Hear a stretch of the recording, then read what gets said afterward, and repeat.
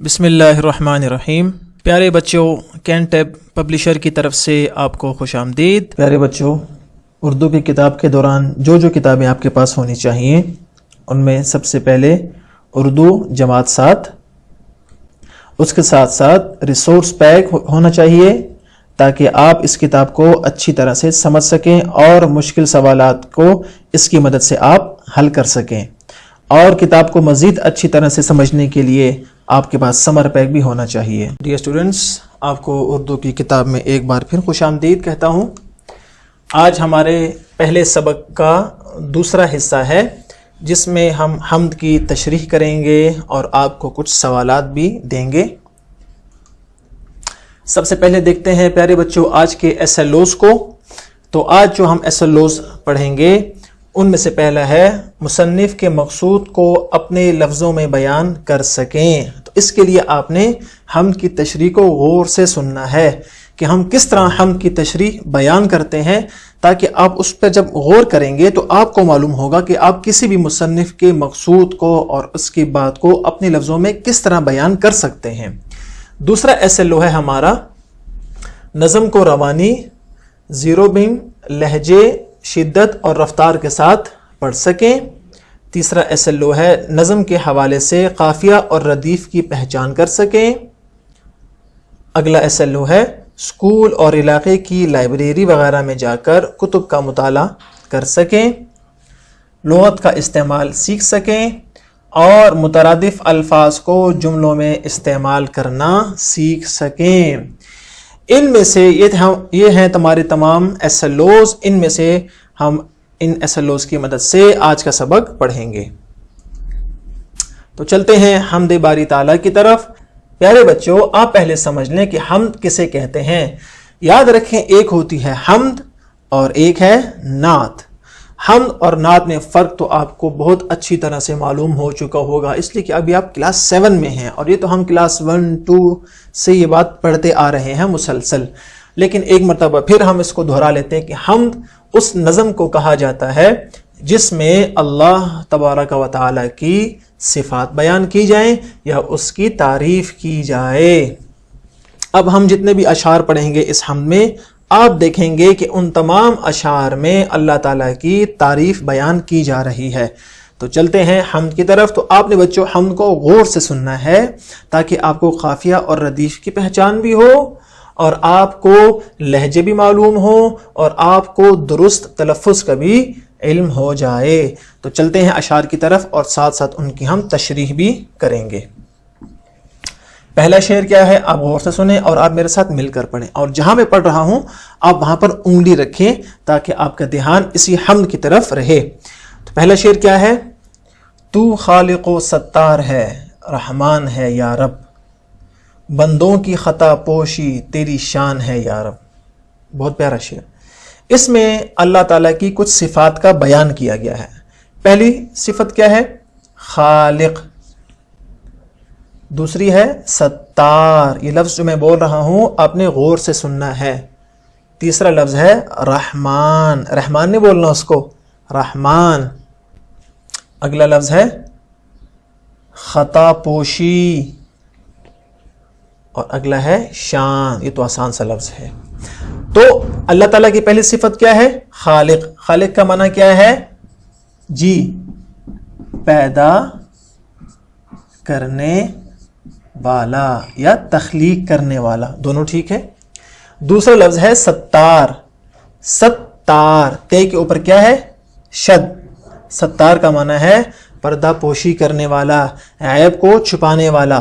تو بچوں ہمارے عیب کو، ہمارے گناہوں کو کون چھپاتا ہے، اللہ تعالیٰ۔ اور ہمیں اللہ سے دعا بھی کرنی چاہیے کہ اے اللہ پہلے تو ہمیں گناہ کا موقع ہی نہ دے، اور اگر ہم سے بطور انسان، بحیثیت انسان ہم سے کوئی گناہ ہو جاتا ہے تو آپ اس پر ستار بن کر پردہ ڈال دیجئے۔ تیسری صفت ہے اللہ کی رحمان، اور یہ لفظ تو آپ کو آتا ہے، ہم اکثر یہ لفظ استعمال کرتے ہیں، الحمدللہ رب العالمین الرحمن الرحیم، یہ لفظ آ رہا ہے۔ اسی طرح بسم اللہ الرحمن الرحیم، رحمان کا معنی ہے بہت رحم کرنے والا، اور بندوں کی خطا پوشی، یہ لفظ کیا ہے، خطا پوشی، اس کا معنی ہے خطاؤں پر پردہ ڈال دینا. اور یہ کس کی شان ہے؟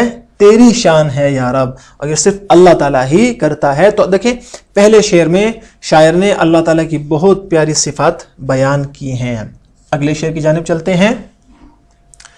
ہر عیب سے تو پاک ہے تیرا نہیں ہمسر، ہر مسلم و مومن کا یہ ایمان ہے یا رب. ہم یہ کہتے ہیں کہ اے اللہ آپ ہر عیب سے کیا ہیں؟ پاک ہیں. اللہ تعالیٰ میں کوئی عیب نہیں، کوئی کمی موجود نہیں، وہ ہر قسم کے عیب سے پاک ہے.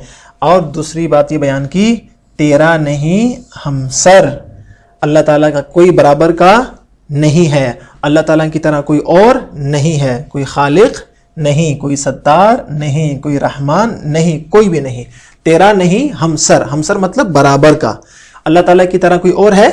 بالکل نہیں ہے.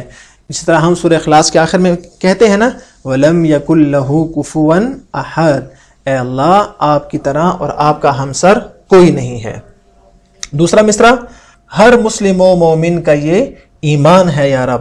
اور یہ کہنا کہ اللہ تعالیٰ ہر عیب سے پاک ہے اور اس کا کوئی ہمسر نہیں ہے، یہ ہر مسلمان اور ہر مومن کا یہ ایمان ہے اور یہ ہم سب کا ایمان ہے. تیسرے شعر کی طرف آ جائیں.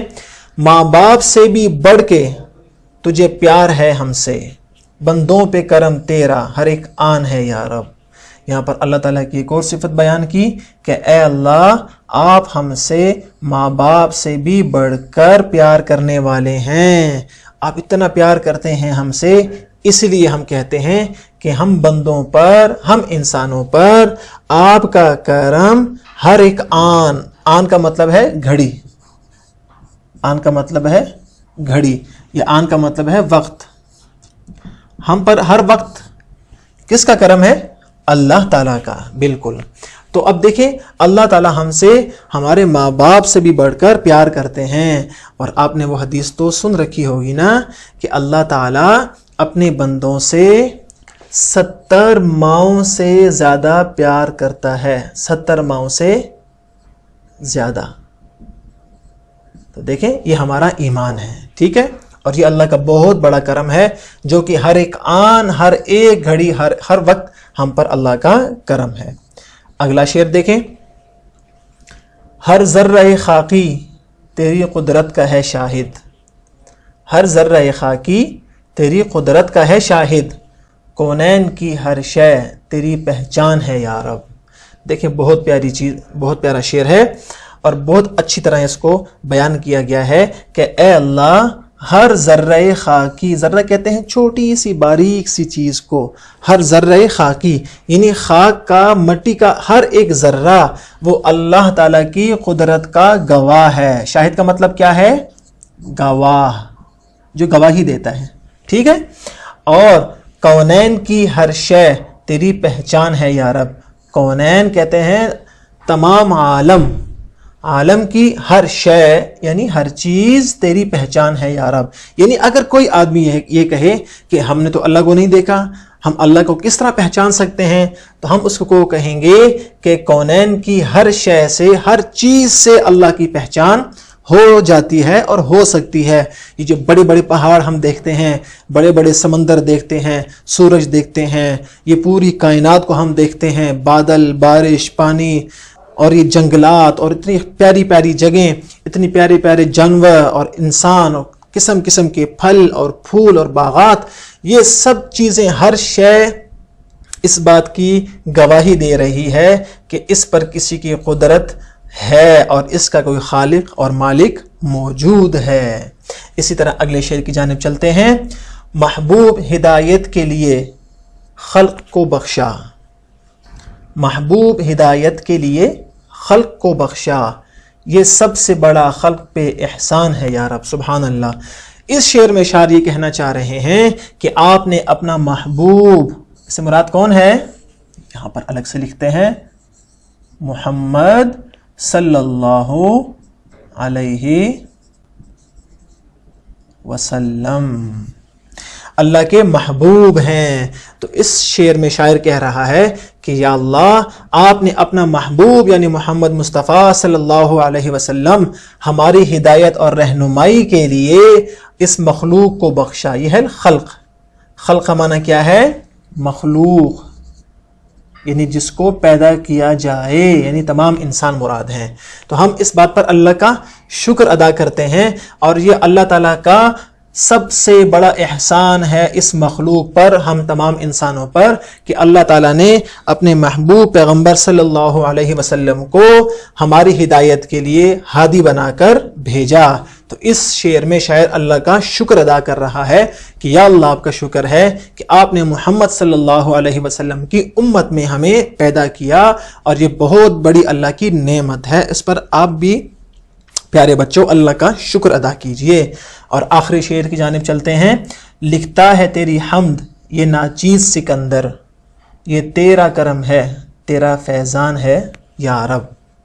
لکھتا ہے تیری حمد یہ ناچیز سکندر، یہ تیرا کرم ہے تیرا فیضان ہے یا رب۔ آخری شعر میں شاعر کہتا ہے کہ یا اللہ یہ جتنے بھی میں نے آپ کی حمد اور تعریف کی ہے، یہ اس ناچیز، یہ عاجزی کے لیے اپنے آپ کو شاعر نے کہا ہے، ناچیز میں تو کوئی چیز نہیں ہوں، عاجزی یہ صرف اللہ ہی کا کرم ہے، اور اللہ ہی کا فیضان، اور اللہ ہی کا عطیہ، اور اللہ کا یہ خاص کرم ہے، اور یہ اللہ کی دین ہے کہ یا اللہ یہ میں نے جو اتنی پیاری حمد لکھی ہے اس میں میرا کوئی کمال نہیں ہے، بلکہ یہ محض آپ کا کرم ہے اور یہ آپ کا فیضان ہے۔ تو آخر میں شاعر نے عاجزی کا اختیار کیا، اور عاجزی اختیار کرتے ہوئے اپنے آپ کو ناچیز کہا۔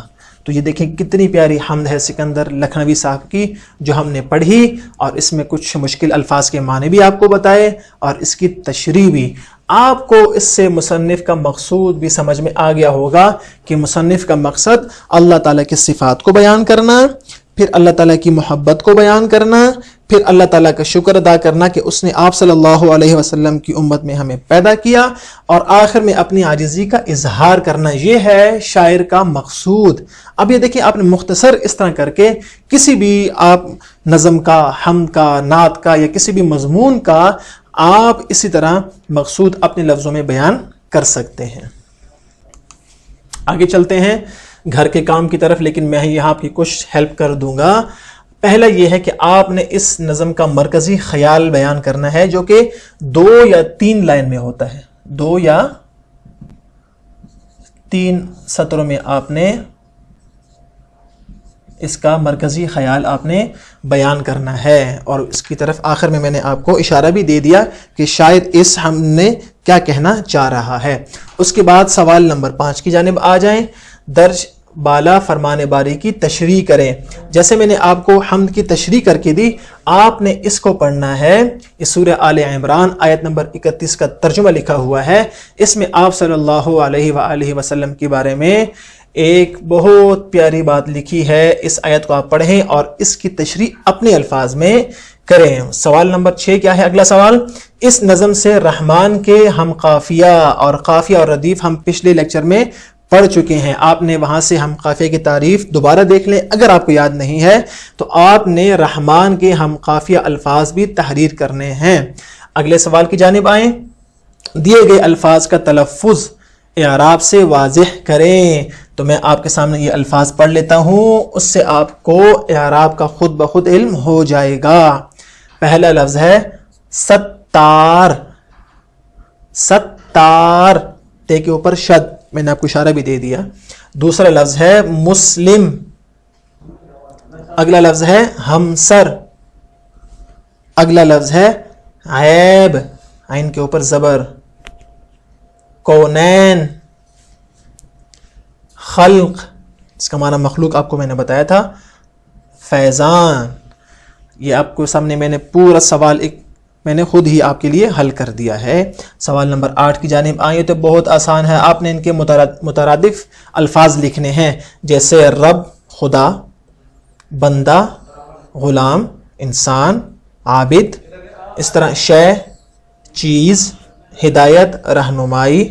تو آپ نے ان 3 کا جو درمیان میں 3 ہیں، آپ نے ان کے بھی مترادف لکھ لینے ہیں۔ اور اصل کام آپ کا وہ کیا ہے؟